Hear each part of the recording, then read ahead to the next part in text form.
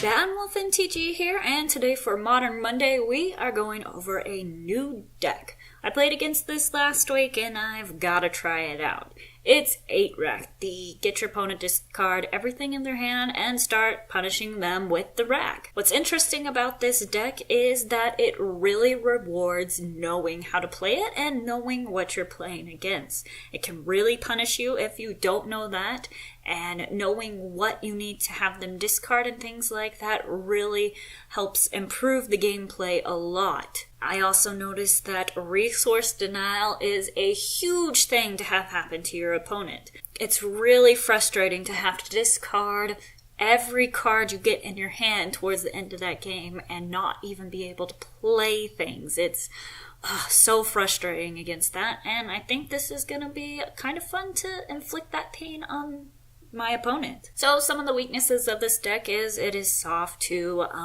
enchantment and to artifact removal. Those 8-Racks have to be on the table in order for your opponent to start losing that life. You really need them to stick. And like I mentioned before, if you don't know your matchup very well, that can really hurt your chances of winning. So this deck for creatures has absolutely nothing. There are no creatures. I don't know what I'm gonna do, but there are no creatures in this deck. It's just lands and spells. So for spells, we have the Planeswalker Liliana of the Veil.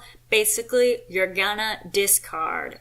That's what you want to do. Get your opponent and you, discard cards. That's your game plan right there. You also have removal spells and Dismember and Fatal Push, and you can kind of consider Smallpox a removal spell as well. Although it has the added bonus of having to discard a card, which in your case is fine, and in your opponent's case is going to hurt them really bad. And then you have your discard spells.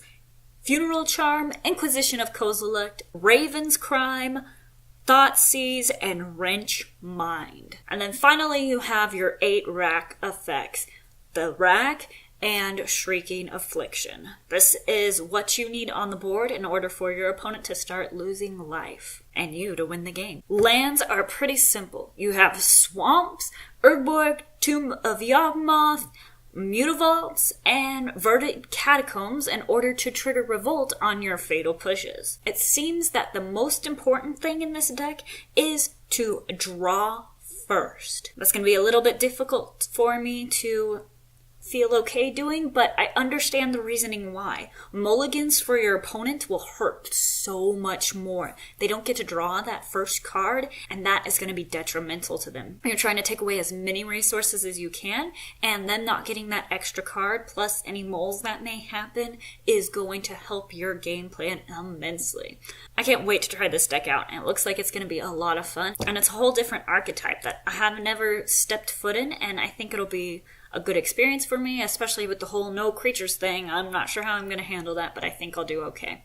So if you have any tips or tricks for playing 8-Rack, leave them in the comments below, like this video, and as always, subscribe for more.